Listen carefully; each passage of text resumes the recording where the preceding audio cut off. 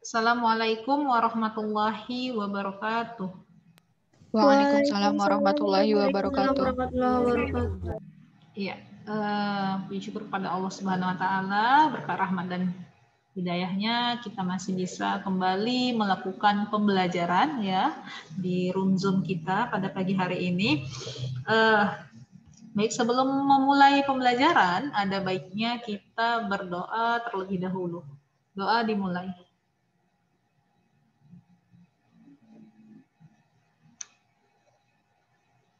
Doa selesai. Ya, ini adalah pembelajaran kita kembali ya setelah beberapa hari kalian libur. Masih ingat pembelajaran kita sebelumnya apa, Nak? Pembelajaran kita sebelumnya apa? Yang saya share di psikologi sebelum kalian libur ya. Udah berapa lama nih kita nggak melakukan KBM? Jangan-jangan nggak dilihat ini psikologinya nih. Apa?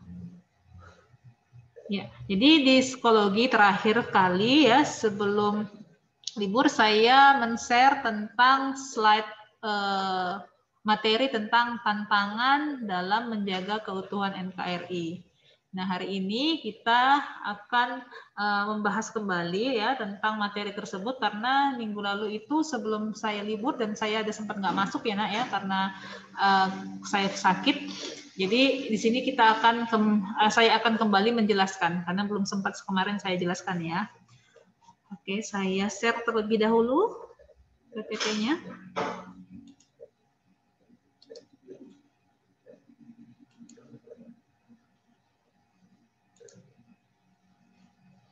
Nampak ya? Jelas ya?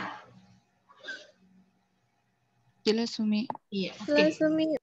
Oke, tantangan dalam menjaga keutuhan NKRI. Nah, kalau di minggu-minggu sebelumnya kita sudah membahas tentang bagaimana mengatasi ancaman ya dari ancaman mengenal berbagai ancaman yang ada di Indonesia, bagaimana mengatasi ancaman dan kali ini kita kembali lagi memahami bagaimana bangsa Indonesia ini mengatasi tantangan ya dalam menjaga keutuhan NKRI. Nah, kenapa kita harus memiliki tantangan ya? Karena kita tahu ya menjaga negara kesatuan Republik Indonesia ini bukanlah hal yang gampang. Karena apa? Karena kita memiliki keanekaragaman ya yang cukup banyak, baik dari sisi kebudayaan, agama ya, suku bangsa rasnya ya dan itu membuat cara pandang ataupun pola pikir setiap bangsa itu menjadi berbeda karena apa tadi ya karena perbedaan itu sendiri ya perbedaan suku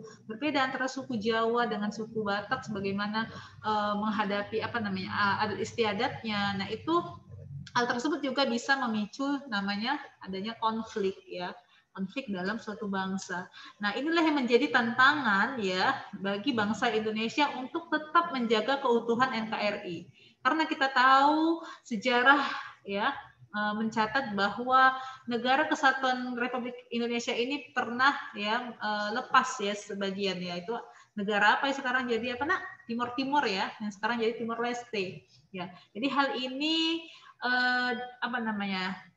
diinginkan tidak terulang kembali ya. Jadi bagaimana kita bisa meredam segala konflik yang datang dari dari setiap bangsa ya. Karena kita tahu juga banyak konflik-konflik yang mengatasnamakan suku ya seperti Ambon, agama. Nah, inilah yang menjadi tantangan dari bangsa Indonesia untuk menjaga keutuhan NKRI. Baik, saya lanjut. Nah, tujuan pembelajaran kita pada pagi hari ini yaitu memahami cara dalam menjaga keutuhan NKRI. Kemudian ya, mengetahui apa saja yang menjadi hambatan dalam menjaga keutuhan NKRI ya. Ya, sebelumnya kita masuk ke dalam definisi keutuhan. Ya, apa itu keutuhan? Ya, jadi menurut Kamus Besar Bahasa Indonesia, keutuhan berasal dari kata dasar utuh yang berarti dalam keadaan sempurna ataupun semula ya. Nah, sementara apa yang dimaksud dengan negara? Negara adalah sekelompok sosial yang menduduki wilayah ataupun daerah tertentu serta diorganisasikan di bawah lembaga politik dan pemerintahan yang efektif ya. Dengan demikian dia mempunyai kesatuan politik, berdaulat sehingga berhak menentukan tujuan nasionalnya. Apa tujuan nasional kita? Apa tujuan nasional kita sesuai dalam pembukaan Undang-Undang Dasar? Alinea keempat. Oh iya, alinea keempat apa? Siapa yang mau kasih pendapat? Monika? Mencerdaskan kehidupan bangsa dan ikut dalam ketertiban dunia. Ketertiban dunia, Mi. Iya, itu salah satu tujuan dari nasional kita. Nah, inilah yang menjadi kesepakatan bersama dari bangsa Indonesia. Ya, ini bisa dilihat saja nanti ya, definisi dari kesatuan ya di slide PPT kita. Kalau kalau guru men-share sosiologi dimohonlah untuk membaca PPT-nya ya, supaya nanti kalau waktu live teaching ketika guru bertanya kalian bisa siap siaga ya kan. Sayang kalau misalnya ada ada materi yang di-share oleh guru, itu kan tentunya ilmu ya kan, tapi kalian nggak baca itu sayang nah. Ya. Ini aja ya, kita skip aja ya.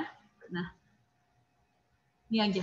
Keutuhan NKRI adalah upaya untuk mempertahankan kedaulatan negara kesatuan Republik Indonesia dari ancaman ya.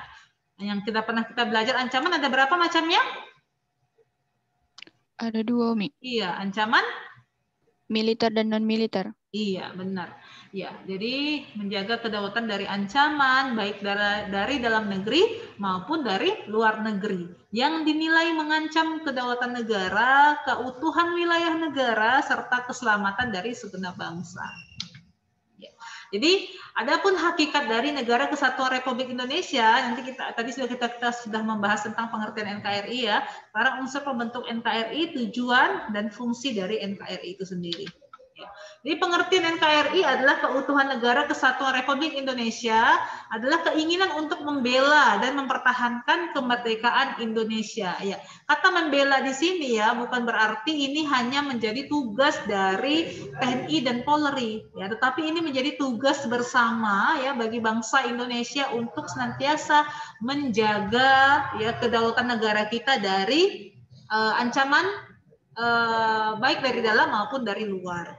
Ya, kalau mungkin masih dalam tingkat usia seperti kalian ya yang memang masih notabene berada di bangku pendidikan ya, tugas membelanya adalah dengan belajar bersungguh-sungguh ya, bisa mengharumkan nama negara dengan capaian pendidikan yang kalian dapat. Nah, itu dia sebenarnya ya, contoh dengan kemenangan mengikuti ajang lomba olimpiade kah atau yang lain. Nah, seperti itu dia. Karena nggak mungkin kalian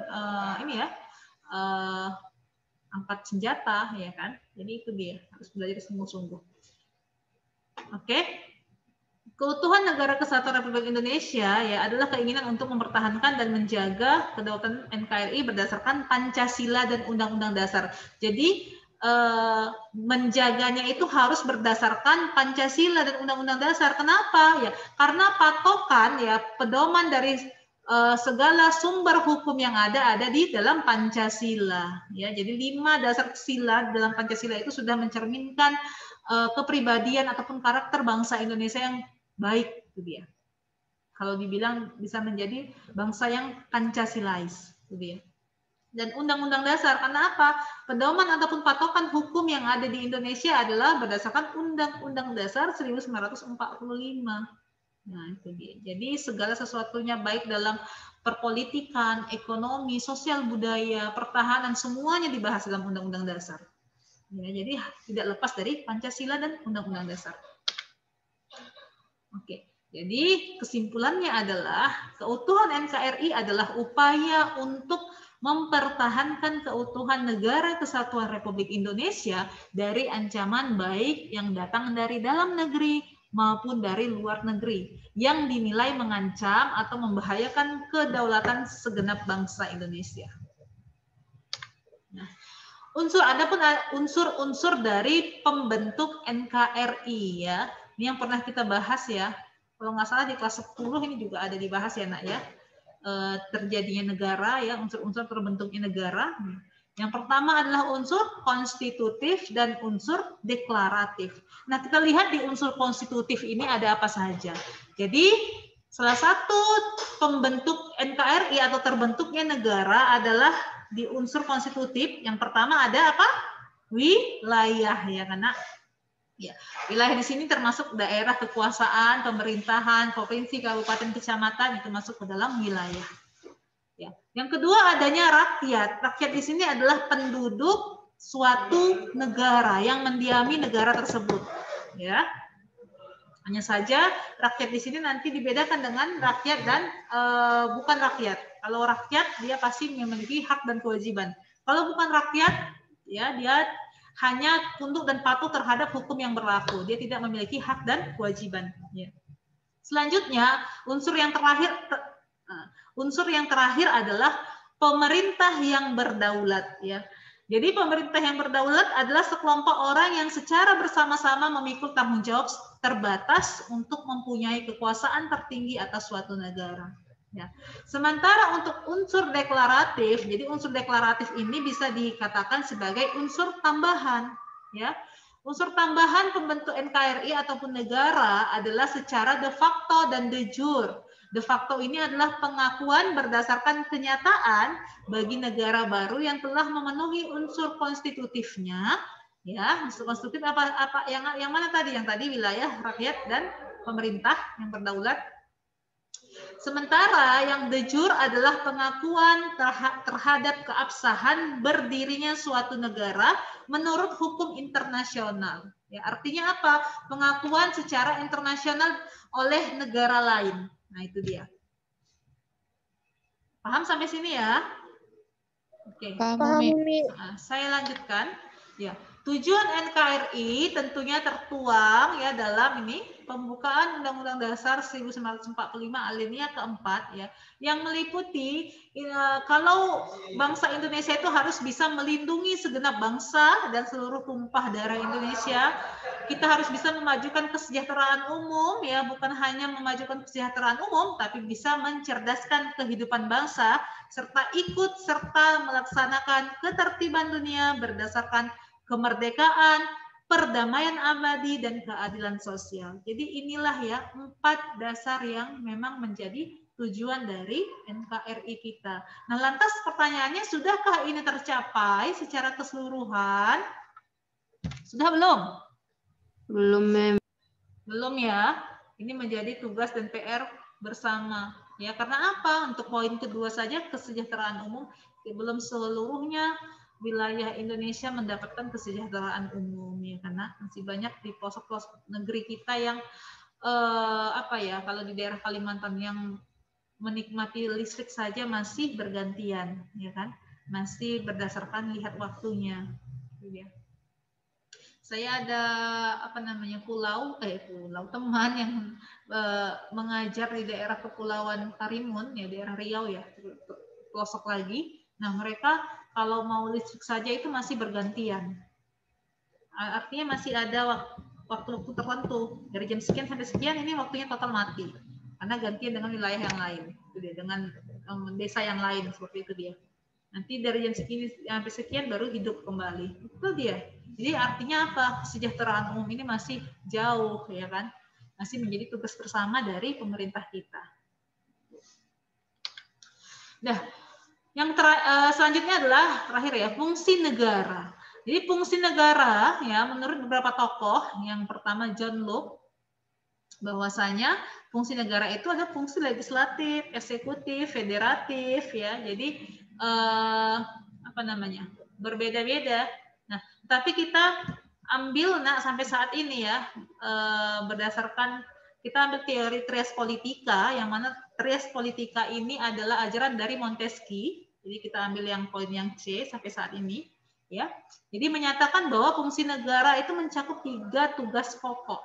Yang pertama itu fungsi legislatif, fungsi eksekutif, fungsi yudikatif. Jadi yang ini, yang A, B, dan D ini hanya sebagai tambahan pengetahuan ya. Tapi kita memakai teori trias politika dari Montesquieu yang dipakai sampai sekarang untuk pembagian kekuasaan, yaitu legislatif, eksekutif, yudikatif. Di sini sudah ada masing-masing dari tugasnya. Ya, kalau legislatif itu membuat undang-undang, eksekutif itu melaksanakan undang-undang, dan yudikatif itu mengawasi ya segala peran dari lembaga-lembaga negara. Ya, jadi artinya fungsinya fungsi mengadili. Itu ya, tugas dari negara, fungsi negara. Karena apa harus dibagi-bagikan seperti itu ya? Agar tidak ada tumpang tindih kekuasaan, artinya tumpang tindih kinerja yang dilakukan oleh lembaga-lembaga yang ada di negara kita. Nah, fungsi NKRI adalah ya, kita juga memiliki fungsi NKRI, yaitu fungsi pertahanan untuk menyelenggarakan pertahanan ya dalam rangka menjaga kedaulatan wilayah. Yang kedua, fungsi keamanan, yaitu menyelenggarakan tindakan pengaman dan penertiban untuk menciptakan tertib kehidupan yang aman. Selanjutnya ada fungsi pemerintahan. Nah, yaitu menyelenggarakan dan menjalankan tugas-tugas pemerintah, birokrasi, dan pelayanan kepada masyarakat. Selanjutnya, kita punya fungsi kesejahteraan, yaitu menyelenggarakan pembangunan di berbagai bidang untuk kemakmuran dan kesejahteraan rakyat. Kemudian fungsi yang terakhir adalah fungsi keadilan, yaitu membuat dan melaksanakan peraturan dan kebijakan secara adil, serta memberi rasa keadilan kepada masyarakat. Nah, inilah yang menjadi fungsi. Tapi fungsi ini juga masih jauh dari harapan ya, karena seperti contohnya fungsi keadilan dan kesejahteraan tadi.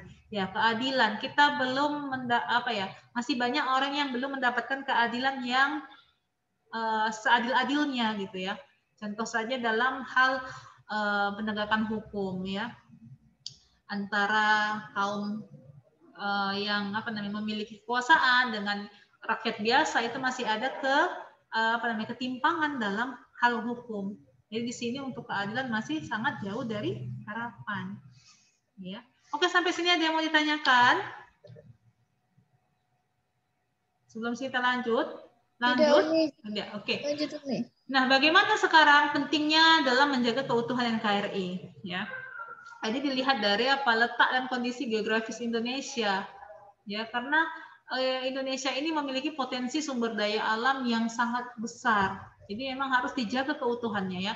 Dan dilihat dari sejarah perjuangan bangsa Indonesia. Ya, kenapa kita harus berupaya untuk menjaga keutuhan ini ya? Karena kita harus ingat sejarah perjuangan para pahlawan kita, para pendahulu kita untuk merebut kemerdekaan bangsa kita dengan tumpah darah ya kan, dengan tidak banyak yang banyak yang mereka harus korbankan seperti itu. Kita harus memiliki rasa senasib dan seperjuangan ya. Jadi sejarah perjuangan bangsa Indonesia itu cukup besar. Jadi itulah yang harus diingat dalam rangka menjaga keutuhan NKRI. Agar apa? Tidak ada lagi wilayah-wilayah lain yang lepas dari negara Indonesia seperti Timur yang sekarang kita kenal menjadi Timur Leste. Tidak ada lagi gerakan-gerakan bersenjata di wilayah-wilayah tertentu, ya.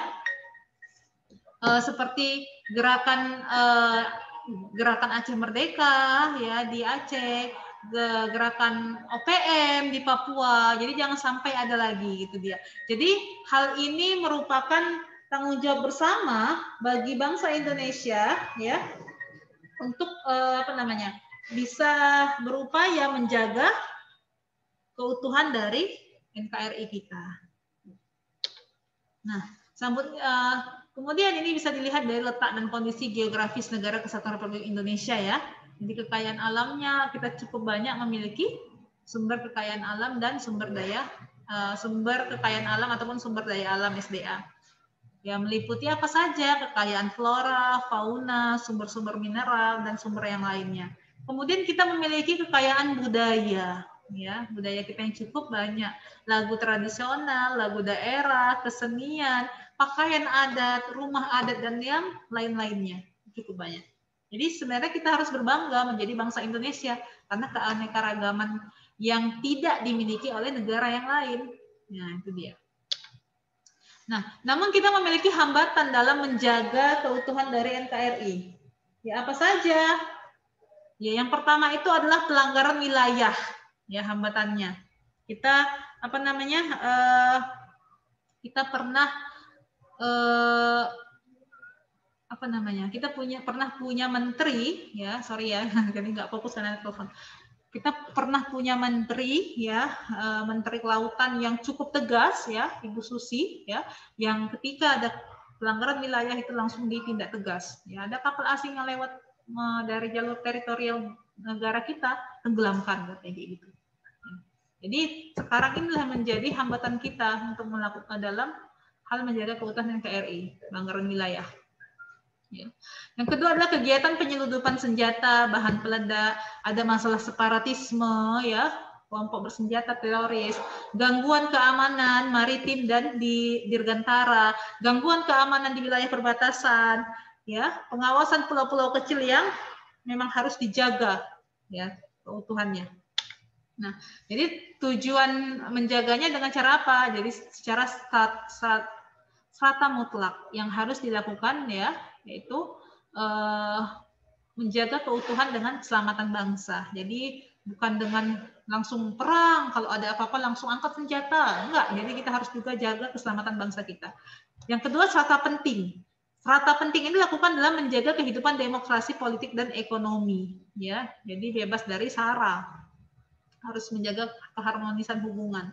Yang ketiga adalah serata pendukung. Serata pendukung ini dilakukan dalam upaya untuk memelihara ketertiban dunia. Itu dia. Jadi tujuannya ada 3, ya, serata mutlak, serata penting, dan serata pendukung.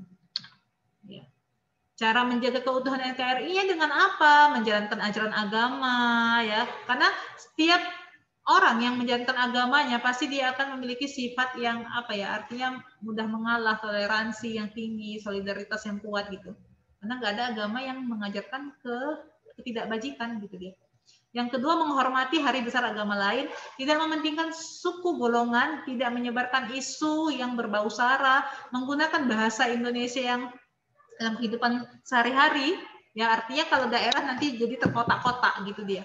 Yang selanjutnya adalah belajar yang giat agar menjadi bijak dan tidak mudah terprovokasi oleh oknum-oknum yang tidak bertanggung jawab. Ya, cara menjaga keutuhan dari NKRI. Oke, selesai sampai sini. Ada yang mau ditanyakan? Umi, saya Umi. Oke, silahkan Monica. Umi, kan kita tahu kan Umi kalau perusahaan sekarang itu bukan yang kayak perusahaan swasta itu rata-rata kan Umi kepemilikannya orang luar kan Umi. Iya. Itu asing ya? Iya Umi. Itu termasuk hambatan nggak Umi? Iya, kalau dibilang hambatan, ya ada plus minusnya. Kalau dibilang hambatan kita tidak bisa bilang hambatan gitu ya. Tapi ada plus minusnya gitu dia. Karena kalau hambatan tadi berarti yang kita sajikan tadi serangan separatisme. Nah, kalau ini ada plus minusnya, masih ada kebaikannya. Nah, apa plus minusnya kebaikannya? Yang kalau ditanya kebaikan dari para investor asing yang yang membuka usaha, menanamkan modalnya, sahamnya di negara kita, artinya itu turut membantu modal ataupun saham dari negara kita, artinya ada presentasi pemasukan untuk negara, ya. Ada kerjasama bilateral ataupun multilateral yang dilakukan oleh negara, tentunya pasti ada keuntungannya, ya kan? Seperti misalnya ada perusahaan asing yang mendirikan investasinya, ya sahamnya di negara kita, tentunya dia akan memperkerjakan, ya, karena itu kan ada menjadi perjanjian ketenaga kerjaan kalau ada yang ininya, tentunya ada presentasi bagi perusahaan asing itu untuk memperkerjakan bangsa Indonesia di dalam perusahaannya. Nah, tentunya apa? Mengurangi pengangguran, kan gitu dia, ya, secara umumnya. Karena saya tidak paham sekali ya kalau masalah ekonomi ya, kalau bisa dibilang ya. Nah, kelemahannya apa ya? Kelemahannya adalah menjadi persaingan ketat bagi para produsen asli bangsa Indonesia ya untuk melakukan persaingan dengan bangsa lain. Nah, itu dia. Jadi gitu dia Monica. Kalau dibilang hambatan ya tidak menjadi hambatan karena nggak masuk dalam topik kita tadi ya. Tapi ada plus minusnya tentunya. Gitu Monica. Bisa dipahami nak? Bisa Umi, terima kasih Umi. Ya, ada lagi yang mau bertanya? Saya Umi. Ya, silahkan Nak. Siapa namanya? Anissa Umi. Oh ya, Anissa. Oke. Jadi Umi, kalau misalnya suatu negara, negara tetangganya mengklaim budaya negara tersebut, padahal budaya tersebut aslinya adalah dari negara tersebut itu, Umi. Oh iya, iya, iya. Contoh Apakah itu misalnya. termasuk hambatan NKRI, Umi? Oh iya, nah itu menjadi hambatan kalau pengklaiman, ya pengklaiman budaya itu menjadi hambatan. Nah, kenapa ya itu masuk ke dalam pelanggaran apa ya? Bukan pelanggaran wilayah, tapi pelanggaran atas pengklaiman budaya, ya itu menjadi hambatan bagi bangsa Indonesia karena ini berkaitan dengan nanti minggu depan kita berbicara tentang wawasan Nusantara, ya itu berkaitan dengan pengetahuan wawasan Nusantara kita, pengetahuan umum kita terhadap negara yang kurang, akhirnya mengakibatkan negara lain itu mencaplok ya ataupun mengklaim budaya kita. Contoh misalnya lepasnya Pulau Sipadan Ligitan yang karena keteledoran bangsa Indonesia, ya kan, yang tidak tidak menjaga pulau-pulau terkecil dan terluar, itu dia. Sempat juga ada budaya kita yang dicaplok yaitu lagu tradisional Rasa Sayang Sayangnya, ingat pernah tahu?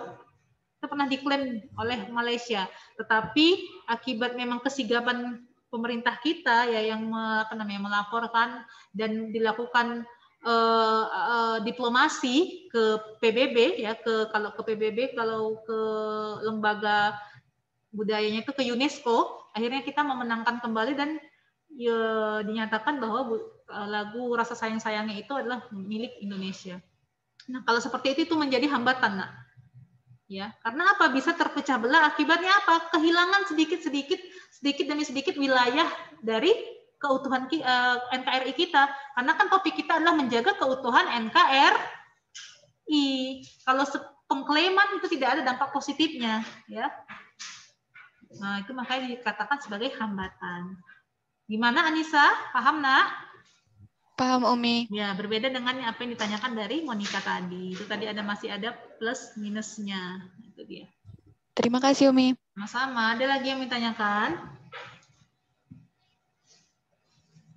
Kalau tidak ada, kita tutup karena waktu kita juga sudah pas ini ya, 30 menit lebih sedikit. Oke, terima kasih untuk kita semua pada pagi hari ini untuk partisipasinya. Ya, semoga apa yang saya sampaikan bisa menambah pengetahuan dan wawasan kalian. Ya, tetap semangat, tetap melakukan tanggung jawabnya, yaitu menuntaskan kuis dan tugas-tugas lain dari guru-guru mapel. Ya, terima kasih. Saya akhiri dengan alhamdulillahirobbilalamin. Assalamualaikum warahmatullahi wabarakatuh. Waalaikumsalam Waalaikumsalam warahmatullahi wabarakatuh.